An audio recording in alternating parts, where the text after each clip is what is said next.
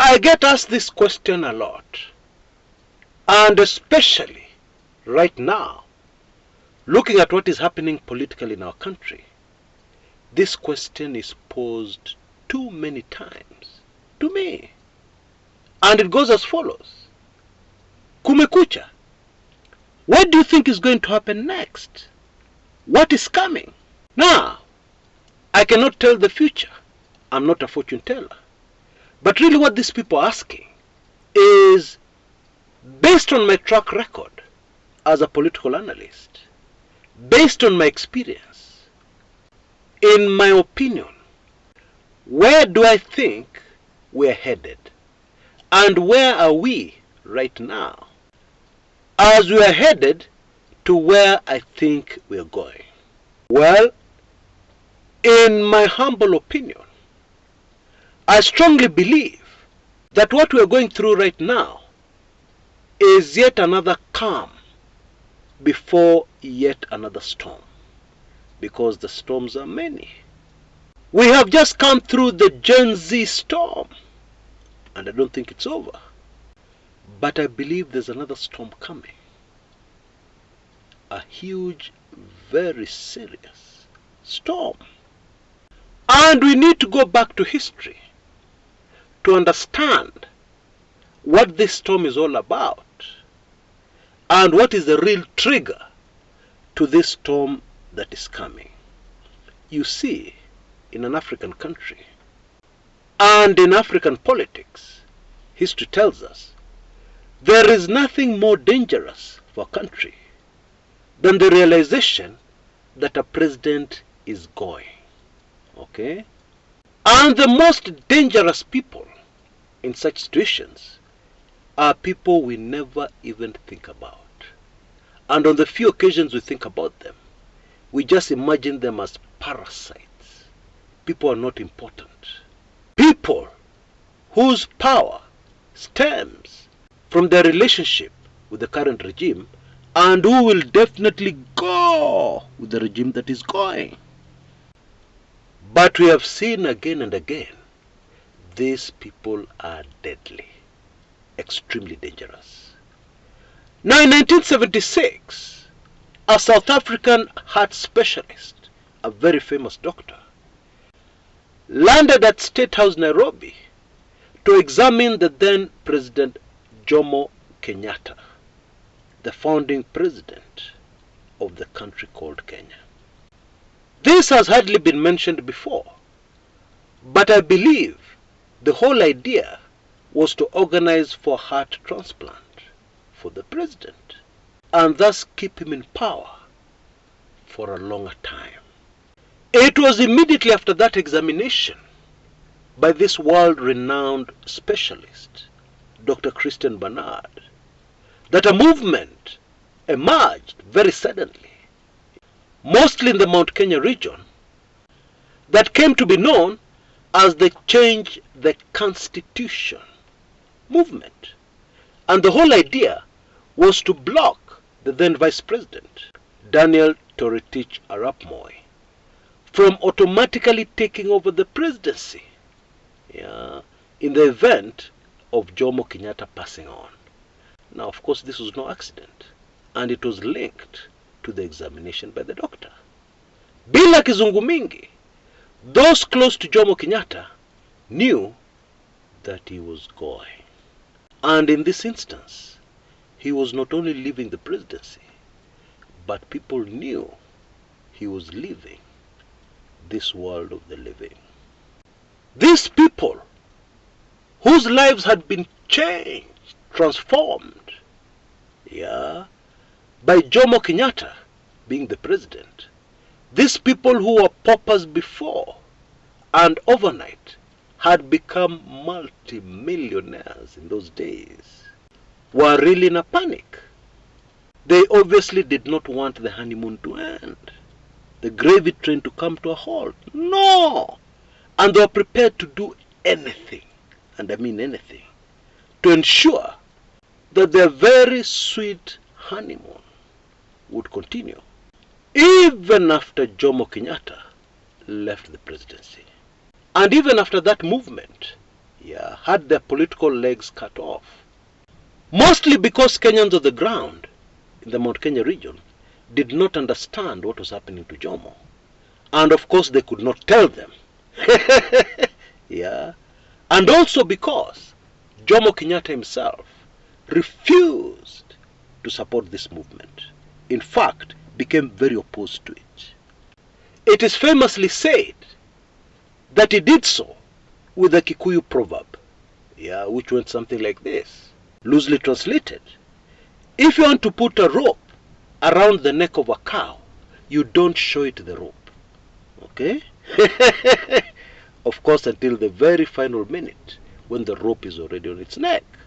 Because if you show it the rope very early, you could end up being injured by the same cow. In other words, this change the Constitution group was showing Moi the rope, which they wanted to put around his neck. Now that is not very clever, is it? But even after they failed on the political front, they continued their campaign chini ya maji, with the formation of a real army, disguised as our anti-stock theft unit, famously known as the Ngorokos, who were trained fully using taxpayers' money with the sole objective of carrying out some hits immediately after the passing on of Jomo Kenyatta. And these dangerous people almost succeeded. It was only that something very crazy happened. Because on the night that Jomo Kenyatta passed on, it was the very first time in many, many years that a man called Mbiu Koinange, the brother-in-law to the president, was not at his side. He had traveled. And of course, you've guessed it, Koinange was the link to the Ngorokos. So these fellows did not get the news in good time, and therefore the Ngoroko could not move to fulfill their mission. But they came this close to succeeding. And then, at the height of the fight for the second liberation of Kenya, the fight for a return to multi-party democracy, in the early 90s, even after Moi had reintroduced multi-party democracy into the country, the same thing happened again. History repeated itself. This time, the president was Moi. Those people surrounding Moi, those people who had benefited so much from the Moi presidency, did not want the gravy train to come to a halt. And therefore they took drastic measures. And that is how tribal clashes were born in the country called Kenya. There were very serious tribal clashes in 1991, 1992, which was an election year, and 1997. But all these were a build-up to the horror of 2007, which the country is yet to fully recover from. In fact, what we have done as a nation is to sweep it very quickly under the rug, and to step firmly on that rug. We don't want to talk about that period in our history. We don't want to interrogate that dark era of our history. Fast forward to the present. Don't fool yourself for a second that those who are close to President Ruto do not know, are not aware that Ruto is going. Okay? And so now, I believe you understand why this is the group we should really, really fear. Bottom line, this is yet another calm before a major storm. I'm sure now we all fully get what I'm driving at. Now there's one very important point we must understand. The clashes were not caused by community. No. The clashes were caused by individuals, who used hired goons. That is extremely important. take note of. Because currently, those who follow our politics closely already know that this administration does not even enjoy widespread support from its own backyard in the Rift Valley. I believe most of us know. And that is why that is a very key, important point to note. Now, in the run-up to the 2022 general elections, I did a very interesting video. I believe it was in April 2022. Please allow me to play you a brief snippet from that very revealing video, which I'm sure will help you to understand much more concerning what we're talking about here. And please allow me to end my show today with that particular super fascinating clip. It is a warning to Kenyan voters. It is a warning to Kenyan voters to remember what happened in 2007. Now, 2007 was a long time ago. I now realize. About 15 years ago. Many of the people who are very loud in our politics today have no idea what happened in 2007. And indeed, I've noted there's very little material anywhere that talks about 2007. It's like it's a very dark chapter of our history that we have chosen to pretend never happened. Okay? But of course, to a few people, the wounds remain. They'll remain for the rest of their lives.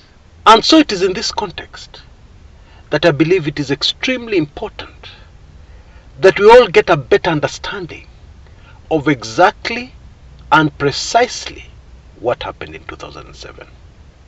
Especially because all the telltale signs, all the things that preceded 2007 are very visible in our politics today. The way politicians talk, the anger, the venom being spewed by both sides of the political divide against each other, all that brings back memories of that dark period in Kenyan history. And what makes matters worse is that the issues in the Rift Valley that were behind the dark chapter of Kenyan history that unfolded in 2007 are to this day still unresolved.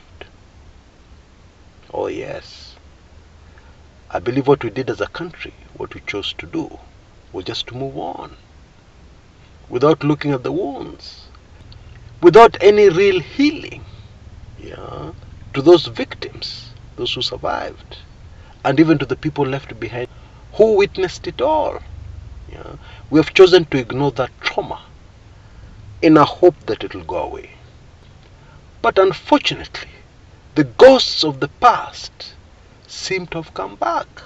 I think the incident in recent times in our politics that tells us this very clearly was the attack on the chopper of Raila Odinga and the reaction of politicians in the Rift Valley to that very unfortunate incident. You know, you can make a public apology, you can issue a statement, you can even talk on camera and apologize.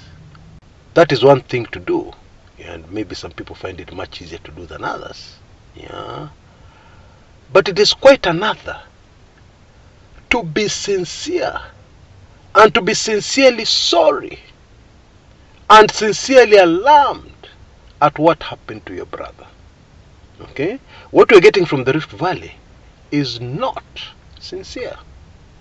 Indeed, there are some who say it is the very opposite.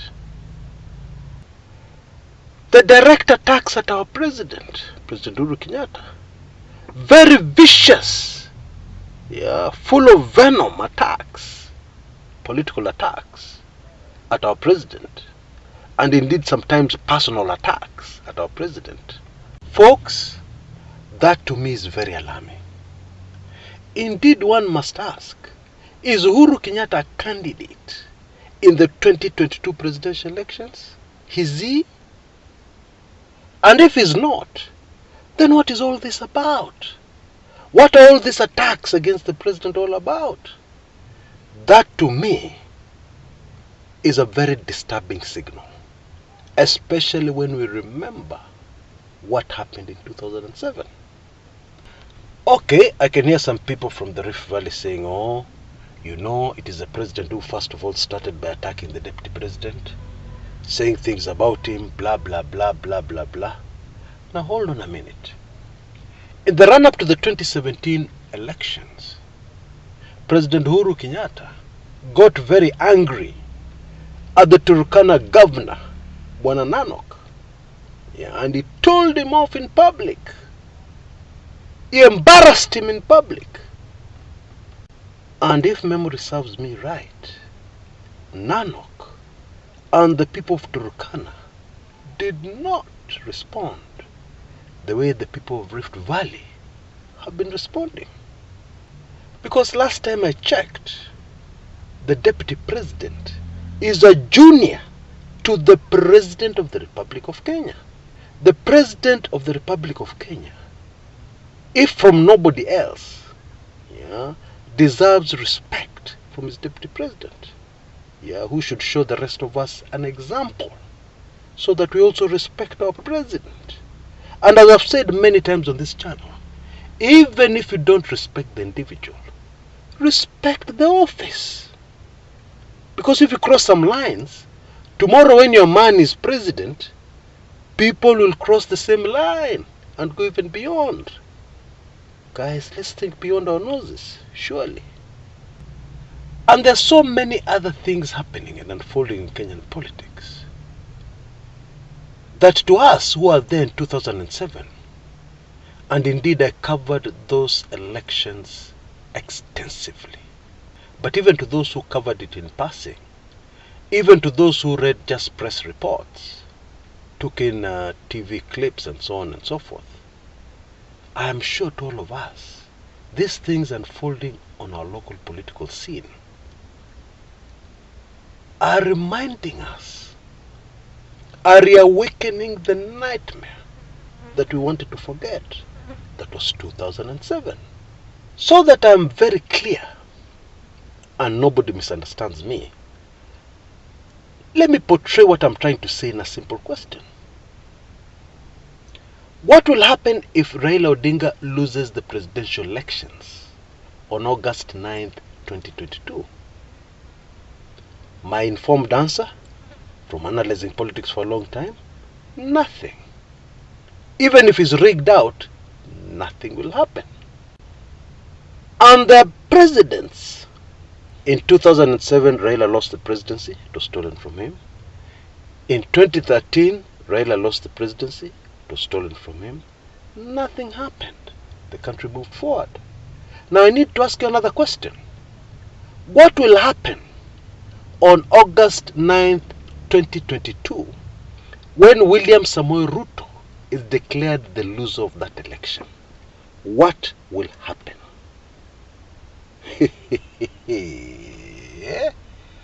What will happen to the presidential candidate who his supporters told us very early, he must be president, he must be the president, he must. Central Province must pay the debt of the Rift Valley. Kenyans, wake up. I believe our problem is that we are asleep. We have eyes but we don't see. We have ears but we don't hear. We miss the message. Okay, I appreciate the fact that many have been clouded by emotions. They love a certain presidential candidate so much, they don't want to hear anything else. But this being blinded is not good for our country. Indeed, it is dangerous for our country. Kenyans need to wake up and see where we are now. And it's not a good place.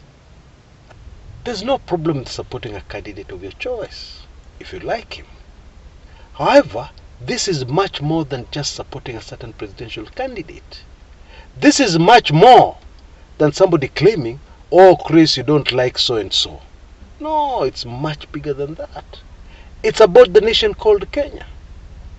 And it's about the country remaining even after the 2022 presidential elections, which is very important, because there are people who will not vote for either of the two leading candidates. There are people who are not interested in politics. But if things go wrong in Kenya, we will all be affected. Nobody will be spared, just like in 2007. Now, I don't want to say too much. Yeah? I'm just hoping and praying that the few things I've said will trigger people to wake up and pay attention. Yeah? So that we avoid the mistakes of the past. We avoid falling into the hole, the pit we fell into last time. That's really it. Now, last night, somebody requested an old book I had written. It's called Let the Blood Flow, which is a very extensive coverage of what happened in Kenya in 2007. It even details how the clashes really started. Yeah, very detailed ebook. You know, after this person ordered this ebook just out of the blue, from nowhere, after I sent it to them, I perused through it. I quickly went through various passages. And you know, it's a very long time since I reread this book, although I'm the one who wrote it. And I was utterly amazed. It is so detailed. And a lot of the information in it has never come out into the public domain. And I thought to myself, this is the perfect information to help Kenyans wake up. This is the perfect information for those who are too young. I highly recommend this book of mine. Yeah? And you can see details on your screen right now. And then you can go ahead and get full payment details in the description area below this video on YouTube. In my opinion, this is a very important book. And therefore I'm going to give away free copies to the people who regularly comment on this channel. So if you know you regularly comment here, just shoot me an email using the email address you see on your screens right now and tell me, Chris, I'd like a free copy of Let the Blood Flow. Now I need to warn you, this is a very graphic book. Yeah, you need a stomach to even go through it. And to go through the photographs and the information. It is really sick. But you see, it reflects exactly what happened, so that Kenyans understand why we call it a very dark chapter of our history. So nobody should say I didn't warn them. Yeah, but the information is so important. And it is important you get it accurately. And it is important that you get the true picture, which is exactly what this book does. I don't believe in sugarcoating things, because when you sugarcoat, you don't give an accurate account of what happened. Yeah, so my apologies in advance, but the book is very graphic. Okay, so go ahead, get a hold of this book. If you're a regular person with comments, shoot me an email. Yeah, and let's do something. Let's wake up. Yeah, let's pinch ourselves and wake up, because we only have one Kenya. We have no other Kenya, which is a substitute which you can go to. Yeah, this is our country. We must make sure we don't destroy it for the sake of politics and giving people we love positions. What? Anyway, until next time, this is Chris Kumekucha.